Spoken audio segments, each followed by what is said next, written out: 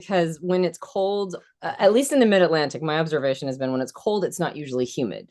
So it's humid when it's hot, but it's not usually humid when it's cold. Whereas on the West Coast, it's not often humid when it's hot, but it tends to be humid when it's cold. And so humid when it's cold and rainy, it gets in your bones. Like you feel it to the marrow. And especially if you have to be out and about, only a hot shower will do it, right? But it just drops your core temperature like crazy, a cold, humid day. So Joel's experiencing that for the first time. You see why not first time. I've been out here before. This is brutal. No, this is particular, the specific phenomena that I just described. Okay, fair enough. Yeah, you've been on the West Coast before. You've been in the Pacific Northwest, but you've not experienced the cold, humid that I have described many times before and tried to. So I'm kind of glad you did. All right, I defer. You win on this one. I understand what you're saying. Yeah. I'm glad that you experienced it because I've tried to explain this phenomena before to you. I'm like, it just gets in your bones, and you're like, yeah, I've been in cold places too. I'm like, no, you don't understand. So now you understand. Yeah, I guess. Mm-hmm. I don't know. Yeah, my airline says Alaska Airline. That terrified me because I've never done West Coast anything. And I was like, wow, am I going to Alaska? They know to stop off in Washington, right? Like, Alaska's hub is Seattle. Do they speak English in Seattle? Yeah. Dude, you've never been to the West Coast? This is my relationship to traveling. It's like anything is possible. So oh man, we gotta do stuff outdoors this week then, Jonathan. If you've never been out here, this is like, I mean, the West is so cool. The mountains are taller, the rivers are wider, the rocks are smoother. It's a very interesting. The babes are a baber. The babe. What? I do. Nature tries to kill you out more. Yeah. All right, so we're not talking about the Pacific Northwest or Seattle today. We are going to go into a clip very soon here, and we're going to talk about personality types because it's Personality Hacker. Welcome everybody. If you're just joining us, Joel Mark Witt, Antonia Dodge, Jonathan Harden producing today is Karita Gunyon, and we are coming to you live from Seattle, Washington, because we're starting our 5-day profile training next week. Jonathan's going to be joining us very soon. Karina as well. Our whole team's going to be sending, and our profile training students, because we're very excited for this 5-day. I think we've got almost 70 people, 60, 70 people coming in various different programs and classes to join us, which is going to be awesome. It's one of our favorite things to do this next week, so we're really jazzed up about it. And Tony and I, right before we left, recorded 2 podcasts about cognitive functions, the Jungian cognitive functions of personality. Well, we were trying to record 1 podcast, but it started to go really long, and we stopped it and we did a second part. So today's the first part of that, technically, where we're going to start talking about the perceiving cognitive functions today on the episode. So introverted sensing, or what we call memory, introverted intuition, which we call perspectives, extroverted intuition, we call exploration, and extroverted sensing, we call sensation. But this particular clip, that's going to be the podcast, the full podcast, which drops later today. But this particular clip kind of talks about a philosophy or a theory, a model that I'm kind of working on a little bit about what actually does it mean to introvert something and extrovert something? What exactly is that? What are the particular traits of that? And so that's what we talked about. Yeah. So for our Quest members today, we've got a great discussion planned. We're going to do some breakout rooms in just a little bit for all the Quest members after the live streams end. We also have some discussions and journal prompts, and we're going to be talking about how this applies to our own lives this week, all leading up to our quest heading forward as we approach this. So, do you want to just jump right in this clip and we'll unpack it right after? Does that sound good? Yeah, I think so. Let's do it. Let's jump in here. We'll come right back after this in a few minutes, and we'll talk about it.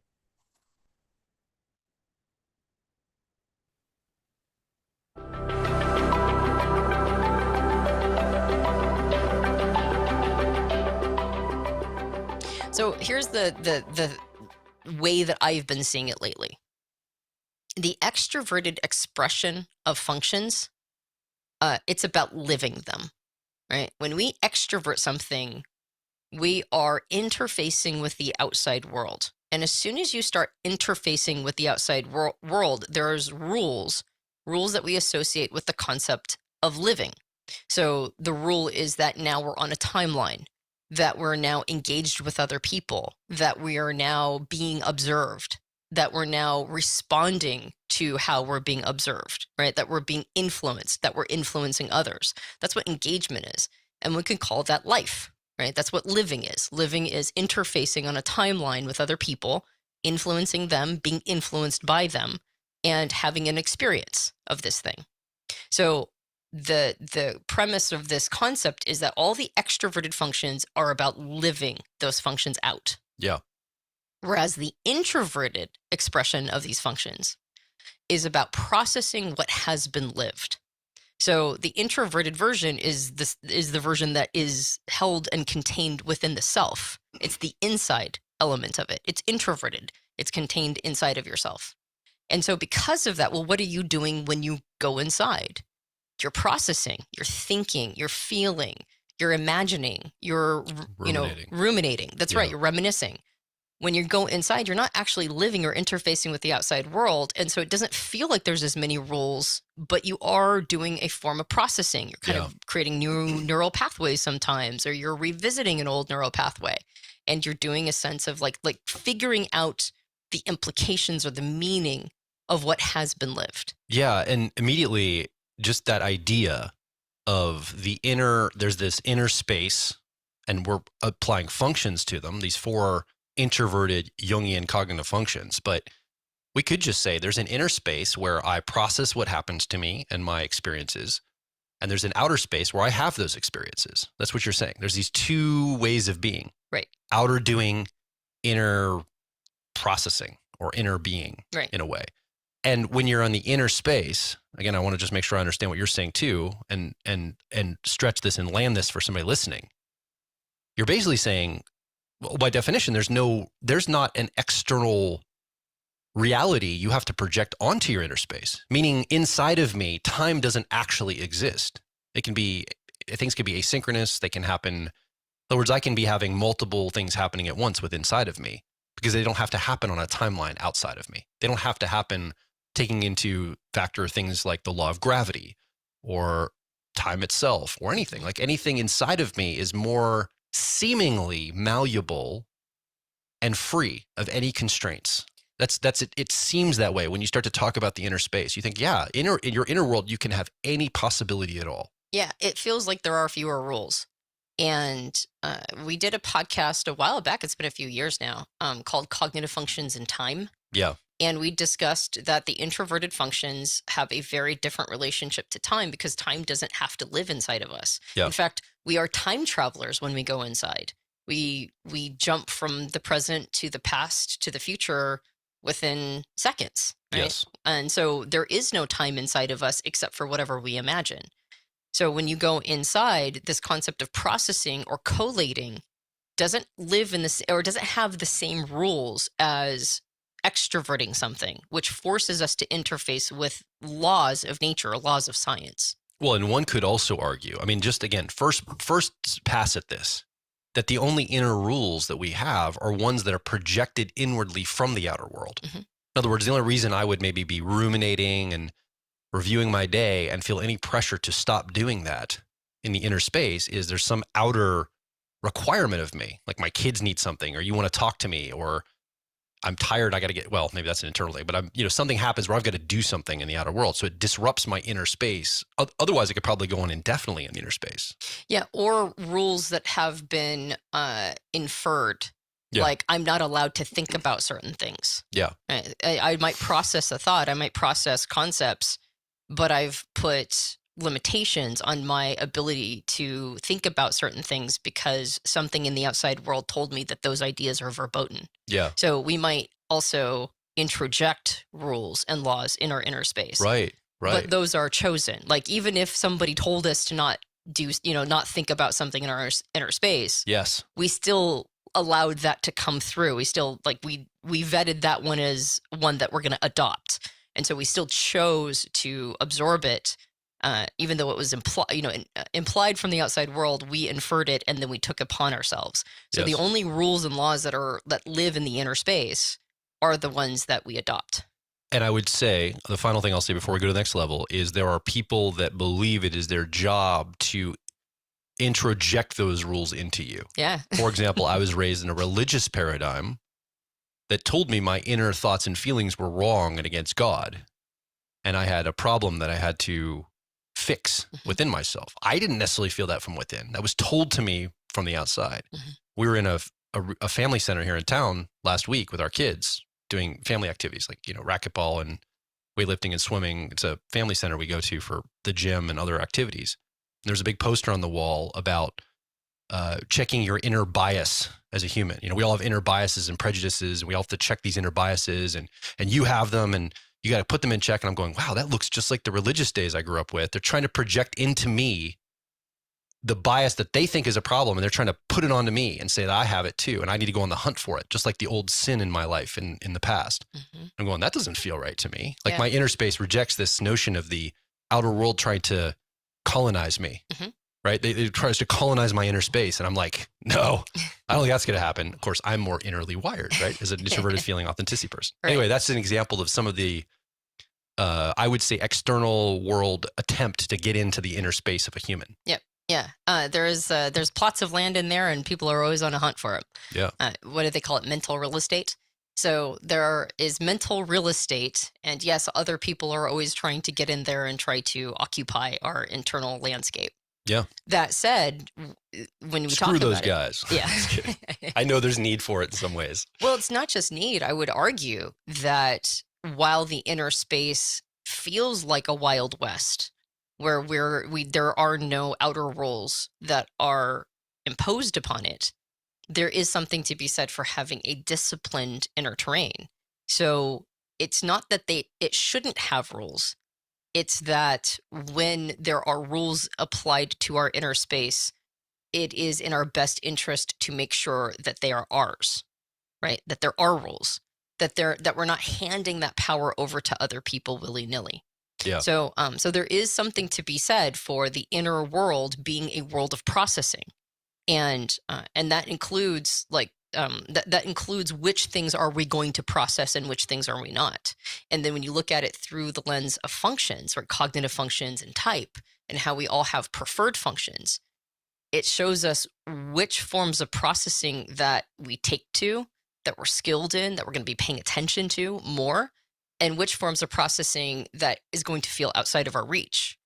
And then the same is true in the opposite, which is the outer world of living. Right? We're all going to live life in certain ways, right? That's why we show up differently, right? We have different interests, we have different skills, we have different talents, we have different elements that draw our attention. And when you look at it through the lens of these functions, it's like, well, what life is left on the table that we're not grabbing, because we're not pre-wired to think of that as part of living. So I'd like to go into the 4 extroverted elements of these functions, right? So if you take the 4 functions of sensing, intuition, thinking, and feeling, and break them down into these 4 these 8 different ways of seeing them, the 4 ways that we live these functions and the 4 ways that we process these functions, they have different qualities and characteristics, and yet each one is needed. And I find it really interesting that there's a symmetry here. If a person were to ask what's more important, to live life or to process life, I'd say, if this theory is accurate and true, it's fascinating that our brain has given us a capacity to do each of them in equal measure, right? Like if you look at it just in terms of symmetry, living life is just as important as processing life. Yes. And processing life is just as important as living life. But we do have a proclivity to one or the other. Mm-hmm. That's what makes us human. That's what dictates our personality. We have capacity for both, but we have more interest and maybe determination to do one over the other. Right, which is, one could argue, is the difference between an introvert and an extrovert. An introvert is somebody who most favors a processing form of life, right? They prefer to process.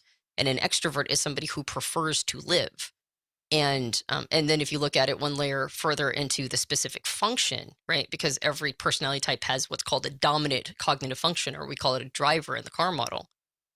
Then that is their preferred way to process or their preferred way to live. Yes. So yeah, it's like, do you prefer to process or do you prefer to live? And the reason why both of them are so important and have such beautiful symmetry is, if you prefer to process, at a certain point, you run out of lived material. Yeah. You have to go live a little bit more in order to have more like new ground to process. Well, you don't have to. You just get real weird. Yeah, right. You're like, real insular. You got all these weird abstract ideas and home with your cats on the internet. You're like, that guy's got off the rails pretty hardcore. Well, what happens is you get so used to the territory you've already covered, you start to lose a sense of efficacy of being able to process new material. Yeah. That's what the fear of living is, the fear of not being able to process it, what you've lived. And to be fair, people on the other side that do all the living and don't slow down to process also get weird. Yes. Right. It's not like it's just the person at home by themselves. It's also the person out there constantly in the motion. Right. One-sided, one note. Yeah. I mean, it's just as weird, just in a different way. Well, what happens is if you have a preference for living and you don't process, you've got a bunch of backlog material. And the way that it shows up, quote unquote, weird is that you don't understand how this unprocessed material it's impacting your behavior. So it shows up in all sorts of crazy ways, right? It's like you turn out to be somebody who does a lot of, well, I think what ends up happening is you do a lot of apologizing. Yeah. Right. You have to apologize and say, sorry, that wasn't me. And it's like, no, that was you. It's just based on your unprocessed material. So, and then the other thing that's insidious about this is because they're introverted, the work can stack up for years or a lifetime and you never process it. Mm-hmm. So you have to put conscious effort to this. You have to go, oh, wait, the external world is not necessarily ever going to put pressure on me. Like extroverted sensation, eventually I have to go to the bathroom. I have to eat. I have to get up out of my bed and walk to keep alive, to stay alive. But I don't necessarily have to process my inner sensing space to stay alive. Right. There's evolutionary pressure or societal pressure or something on the outer world that's going to get me to do extroverted living functions just by the nature of survival and reality. Yep. But there is no evolutionary pressure on our inner functions. Well, whatever pressure there is, it's 1 degree of separation removed. Yeah. Right. It's like the pressure is stop being an asshole. Sure. Right. Like that's the pressure. And it's like, well, how do I do that? It's like usually you have some processing. Right? If you're doing too much living, if you say have extroverted preferences and you're doing too much living and you're not doing enough processing, then people are like, stop being a dick. And it's like, well, I don't know how to I don't know how to do that through living. Yeah. Right. Through continuing to experience. And it's like, oh, maybe I need to slow down and start processing my experiences. There's this funny scene. You're rewatching the show Veronica Mars recently. It's like my favorite. It's like a go back to kind of thing from your younger years. Yeah. There's this scene where Veronica, I think it's like the movie or the 4th season. I was just on the background as I was doing something else. Yeah. And she's like at a bar, and this like dude who's in that like over extroverted, trying to like appease her and figure out what's going on. He's like, all right, so what's your name? Where are you from? You have a boyfriend here? What does he make? I'm a hedge fund manager. I make way more than he does. I'm guarantee you. Like, where is he? I bet I do better than him. And he's like, just out. It's like, I'm like, that's a guy just to slow down and process some stuff. Right. He's just like, he's like so in this, like trying to like connect with her and just interrupting himself to say the next thing. Yes. Because he can't slow down at all and have anything reflected to him, right? So he's just trying to control it all out here. It's like that's a caricature, clearly. Yeah. But I've met people pretty close to that. Yes. In real life. Yeah. And so it's like, take a chill pill, man. Yeah. We all need a moment to come inside and process what's happening for us. Yeah. And people that are used to processing, there is a moment to also go and expand that as well. Yeah. Expand the territory. Well, what happens is if you do too much processing, you don't do enough living, you get tunnel vision. Yeah. And so all the things that you're processing are just kind of a little off. Yeah. Right. They lack fidelity and sufficient texture. Yep. So there's a problem going both directions.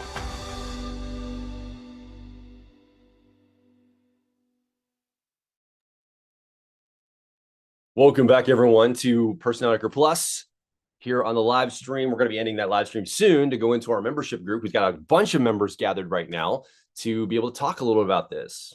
Jonathan, what came up for you when we talked about processing versus living? Anything strike you? Yes, quite a bit struck me in the members chat. I'm sorry. I know they're being goofy in the members chat.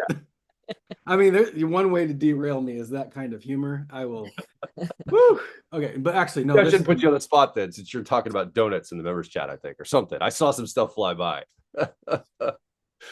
Well, it's a good group. You should join it. If you're watching the live streams, come over to personalhacker.com/membership. We'd love to have you part of this silliness that Jonathan is humored by right now.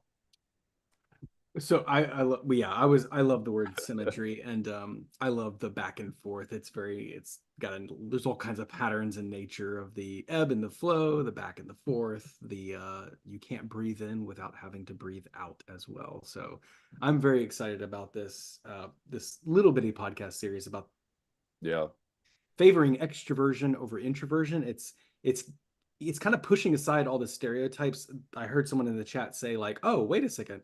So I can process things as an introvert and be bubbly. Being bubbly and energetic, animated does not make me an extrovert." And I've said the same thing to a couple of extroverted thinkers before, like who type as introverts. Like, you can be extroverted thinking and not be social butterfly. Yes. Social butterfly does not equal extroversion. So I love what y'all are doing with this. You're stripping it down to the single ingredient of what makes extrovert, what makes introvert. It's so easy for me. And I practiced what you said this week because I knew you were talking about this topic. I approached someone at a kids conference that I was taking my homeschool group to, and I just asked someone like, "Do you favor moving out in the world, like kind of living life, or do you favor processing life?" And she was like, "Oh, I love living life. I don't ever think about processing my feelings or thoughts." Instantly, the language was so applicable. And I was able to connect in that moment and talk about deep things of personality type without using any of the function language. Yeah. And it was a wonderful experience. I mean, 45 minutes later, she's crying. Of course, everyone I talk to ends up crying somehow. I don't know. ENFJ problems. So anyway, because of the donuts, I got a little giggly and goofy. I'm sorry, Joel. Oh no, you're good. I like you. Dude, I got to get in that spirit. We're gonna do profile training. You know how the energy of that is. I have to be in my high end state of like, yeah, it's good. Enthusiasm is what I love. Good, Jonathan. That's cool. Good. I think I was with my friend Joel, and we're here visiting. He also has my same name. We go a long time back to our childhood. We were driving up to Mount Rainier yesterday, hence the snowstorm I was stuck in that I mentioned earlier, here in the Seattle area, and we were talking a little bit about people who have really developed a lot of control muscles, right? This idea of they can control things. They're on top of their life. They're really set. They've got everything organized. They're really like intense in something. But we were talking about this idea of often we don't know that we have to have release muscles as well. You're talking about this ebb and flow, back and forth, yin and yang elements to life. Yes. And that's something we were reflecting on today, of the idea of release muscles. We have to consciously also develop our release muscles, not just our control muscles. Like, I think the world tells us all the time, develop your control muscles. You should be in charge. You're an independent person. Make sure you've got it all. Like, make sure you're the one, hustle, if you're tuned into that kind of thing. But there's another whole part of life that doesn't. But I think our society is very much like, be control over this, get this together. But we also have to learn, this is my lesson, maybe I'm overvaluing this lesson, but I also have to learn my release muscles. We were having that conversation yesterday, as you were talking about the balance of things.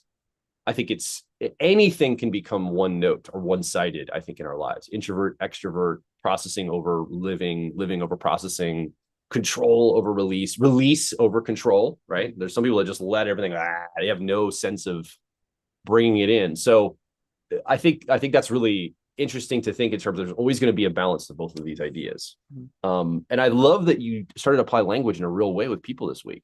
That's really, because like putting this into the real world and actually talking with people about these things, not just here on this membership call and the live streams, but in the world where people don't know what we're talking about, like personality types or ways of human understanding. That's interesting to me because that starts to connect to real people's lives. And that's the whole point of why I want to do this, is I actually want people to see, I want people to come to an enthusiasm of being with their life. And I think that that's powerful. If we can find easier ways to message things, they don't have to learn extroverted sensing, what is like all the qualitative, like, no, you're just a person that's getting action or whatever that might be. I love that aspect of it, Jonathan. Yeah. Well, I think it's just an on-ramp to learning. It's like stages of learning and everything. And sometimes the big hump to get over is just understanding that this is universal and applicable. A lot of people think that this is only applicable to those who are interested in type. But I think we know that all these functions are running inside of us, regardless if we have language for it. So sometimes it's just about connecting the language, which I think, you're doing in this particular podcast. It's very shareable. Yeah. If I can use that word. I like using the concept of breathing in and out as a metaphor too, of what we're talking specifically here in like processing versus living. there's a when you breathe air in, your body takes over and processes the air to get all that needed oxygen, and then it breathes out like the unneeded or unwanted carbon dioxide. And if it doesn't process, like if any part of that system is off, you're going to feel it really fast, right? If you can't breathe in, right? If you can't consume, everything's going to panic because it needs that oxygen. And if you can't process it, right, and use that oxygen, then your body is going to start freaking out. And if you can't exhale, right, if you can't breathe it out, your body's going to start panicking. Like, and if part of the process is off, like the whole body goes into red alert very quickly. And so I think of that as like a very, very, very short time frame example of effectively what we're trying to do with all of our experiences in life. Like if we can't consume life, if we can't take in more experiences, if we can't extrovert, so to speak, and engage and like and take more life in, well, there's nothing associated with like immediate death, so we're not going to panic, but there is something inside of us that knows something's off, right? It will tell us like it'll give a like an internal impetus to go consume, to go live life. We'll get this like sense that we're supposed to be doing something. And sometimes our consciousness, especially if we have like some fears around it, or we don't feel like we're qualified or capable of the life that our whole self, like our inner self, is telling us to go live, we'll get into internal battles with ourselves. We'll go, no, I can't do that. Or you can't tell me what to do, whatever message we think is telling us to go do something we don't want to do, not realizing it's our internal space. It would be the same as like our body going like, you need to inhale oxygen, and going like, you can't tell me what to do, brain or lungs or whatever. Yeah, exactly. And then the next piece isn't simply exhaling. It's processing. We have to process that air in order to make use of it. And so once we've consumed life, once we've like taken things in, the next phase is now to process what that meant, right? What those experiences mean. And then the podcast that is going out today, we're going to specifically talk about the perceiving functions of sensing and intuition, and what it means to process an experience with sensing, or process an imagination or a pattern with intuition. But we have to process it in order to make use of it. And how do you know when you've processed? That's the big question, is when do you know you're complete with processing? Right. Yeah. Your body, when you're breathing, tells you by exhaling, right? You go, that's how you know you've processed the air sufficiently, because now you have an impulse or an instinct to let it go, to like exhale it. And there's certain markers of knowing when you have fully processed your experiences or your imagination. And then there's a version of an exhale that happens where you go, and then we have to go consume more, right? We consume life again. And so there's like this back and forth. And in some ways, it almost feels unfair that we're pre-wired to favor one over the other, right? Like, it's like, well, if I have extroverted tendencies or preferences, then I'm going to be more consumptive. I'm going to want to take in life more and go live life. It's and then it kind of feels unfair that I also have to process, or this other thing is waiting for me to do.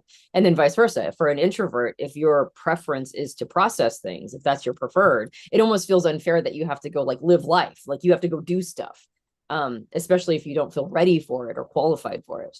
But when I think about that, when I think about like, well, why aren't we pre-wired to do them in equal measure? Well, first of all, there's a cost of specialization. So excuse me, we can't exactly be pre-wired to do everything in equal parts. But I think it's because we become stewards of a certain style of living and a certain style of processing. Like we're there to remind people of the importance of something. And so if that's our dominant function, right, if it's our driver function and we're pre-wired to do that thing, then we become a model to everybody else on how to do that thing. We just have to remember that our job is also to model others. Like we can't be a model. We also have to model other people. Yeah. And so everybody ends up being a steward of one of these 8 styles, these 8 preferences of experience, right? Or like living life. And our job is to do it well, to model what we do well, and then also to take a lesson from others. And that's also a version of exhale, inhale, right? Yes. To be the model, to show up, and then also to model, to take in. And so I love that functions teach us so much about, and the word was symmetry, but that functions give us such a roadmap for just basic principles of life. Like we can't just be one note. We can't just do one thing. Nothing in our biology is one note. Everything requires us to do a full cycle in order for it to be beneficial. And so functions give us a map of what a full cycle looks like, right? And then what are we not cycling through, right? But what is something that's like not preferred? And there's probably some material there that needs some cycling. And then how do we know how to do that? Well, we go find somebody who's good at it and we model how they do it. Yeah. All right. I'm so happy you went there. Like the modeling, there's so much to talk about that as well. So that's why we're here, is to model that for each other. Thank you. Yeah. Well, write down podcast ideas if something comes to you, Jonathan. I love getting good ideas for good podcasts that will help people. Anything that strikes, because, you know, we talk about this all the time, but we always want to find things that land. So if you identify anything, Jonathan, let me know. Yeah. And Valerie in the chat said introversion is like holding your breath and extroversion is like hyperventilating. That's fabulous, Val. Yeah, that's amazing. That's a great way of saying it. Yep. Okay. So let's go into break. I thought she was kidding. I thought that was like a joke, like holding your breath. Yeah. And hyperventilating. No, I actually think I think that's a great way to expand upon the metaphor. Oh, yeah. Okay. Yeah. I thought it's bad when you're hyperventilating. I thought it's like not a sign. It is. Oh, like, It's like the doubling down. Right. Yeah. Joel's just slow today. Just give me a break. I was in a snowstorm yesterday. I'm in a different time zone. I'm a little cold. I'm just a little slower on the uptake. So thank you both. Let's do our breakout room prompt. Let's eject Joel out of this embarrassing situation quickly. Okay, so here's what we're gonna do. We're gonna go into breakout rooms and we're gonna ask the question. Here's what I want you to discuss with the 2 or 3 other people in your room with you here in the membership. What do you tend to avoid actively actively living life or taking the time to processing what you've lived? Process, yeah. So what do you tend to avoid? Actively living life or taking time to process what you've lived? Yeah. Do you tend to hold your breath or do you tend to hyperventilate? Right, which one do you lean toward, really? Kind of identify that in you, which one you lean toward. And you know what's crazy is it doesn't necessarily mean you're an introvert or extrovert.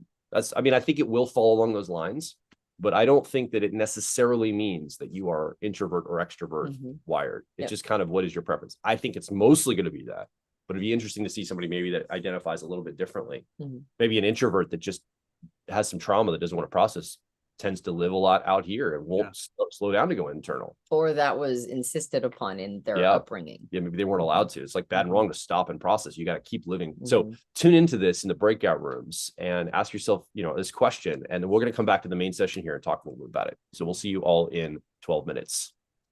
All right, as everybody's going to the breakout rooms, we just want to say thank you for joining us for the live stream today. If you're watching on any of the live streams, we appreciate you being here for the first part of our Personality Hacker Plus membership, where we watch a short clip from the coming Personality Hacker podcast.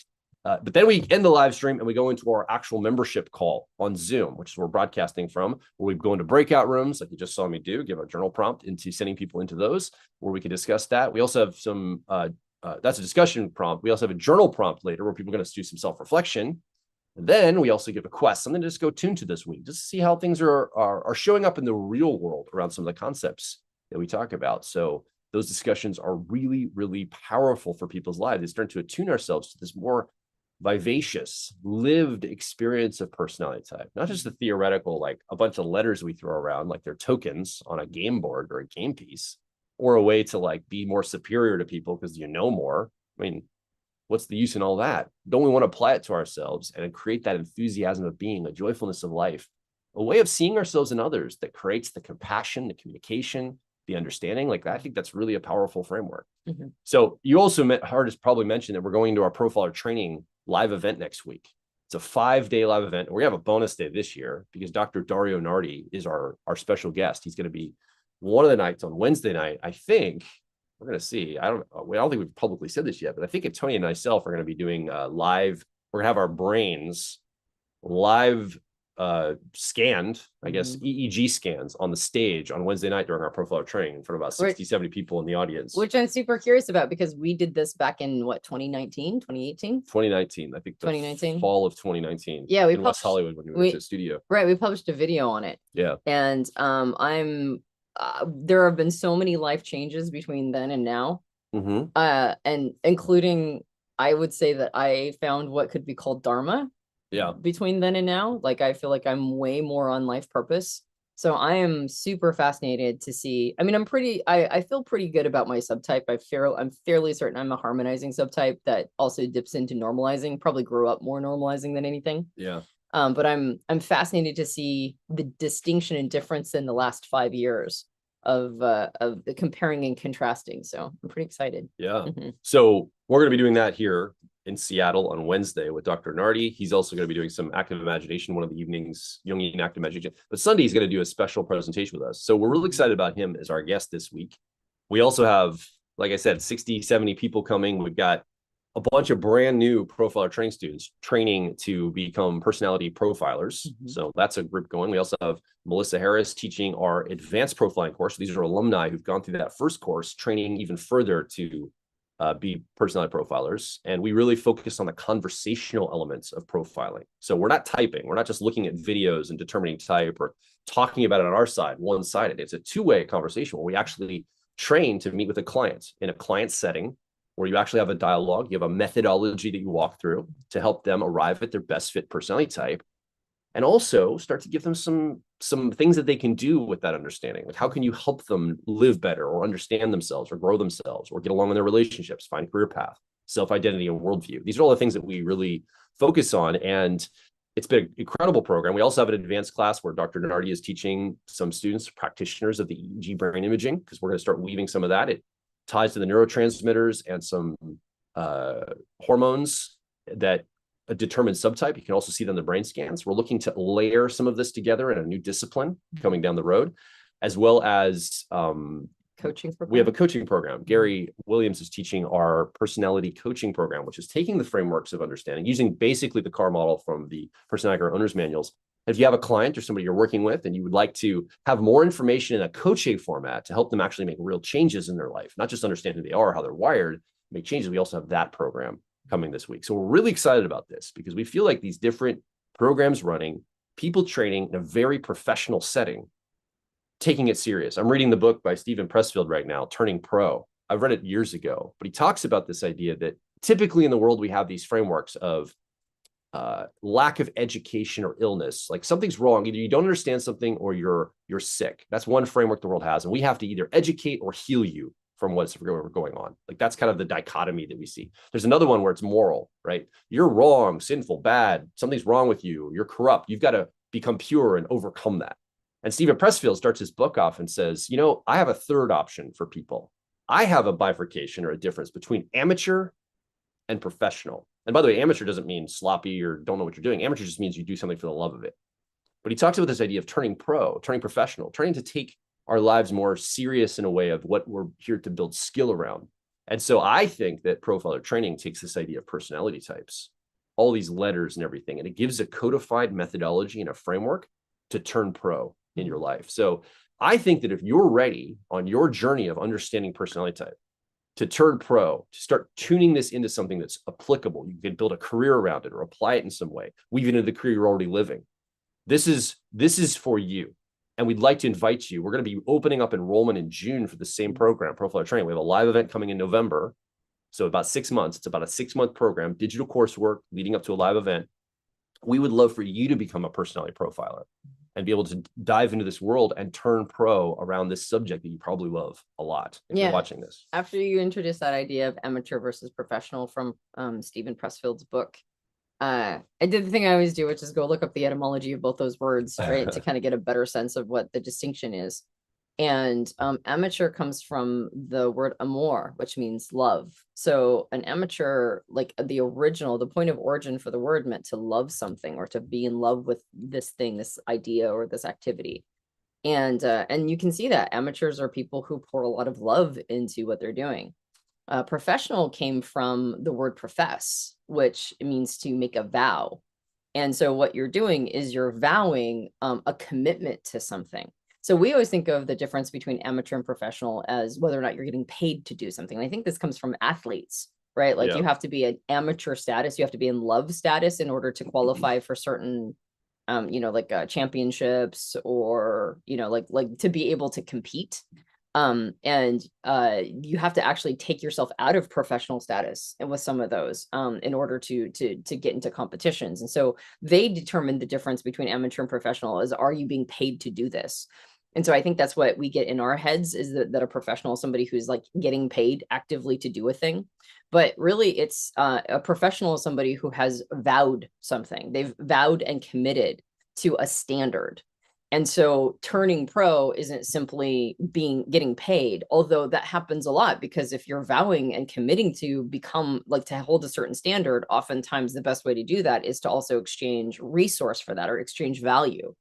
If you're a professional and you're showing up and committing and giving and you're not getting anything in return, it's hard to keep that sustainable. So most of the time professionals get paid. They get hired. They get hired. Yeah, exactly. And so that makes sense, but you don't have to.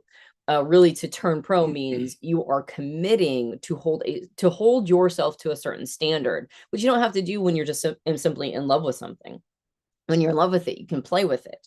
When you have vowed to committed to a standard, you can't just play with this thing. Now you have to show up. And so I think I like this distinction, particularly in profile training, because it turns what is usually at the center of it a love for type. Right? A love, like we make love to this idea of type.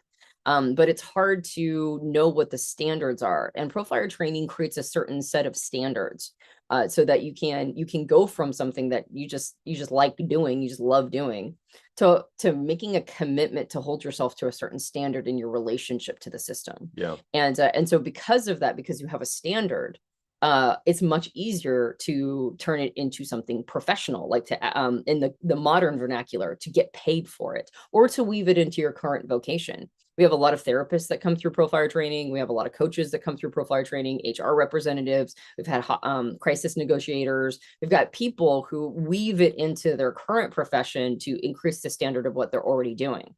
And so, so I think that's a great frame to see it through. Yeah. That profiler training helps you go from simply having a love of something to being committed to it and holding yourself to a certain standard. Yeah. So we're pushing this envelope forward. We also have a methodology to guide the process along the way, right? It's not just standards you have to rise to. I hate that when the government gives you standards to rise to, like a new tax code, and you're like, well, how do I do that new standard? Well, we also give a methodology to lead you there. Right. So you can build the practice and the skills. It's not just holding you to a standard or helping find the standard. It's also giving the disciplines and the frameworks for that standard. You mean like when we're held to a standard and nobody understands how to make it happen? Like tax code, it's like, you have to do this thing. How? Well, nobody knows, but you still have to figure it out. Exactly. It's always like frustrating. You're like, what?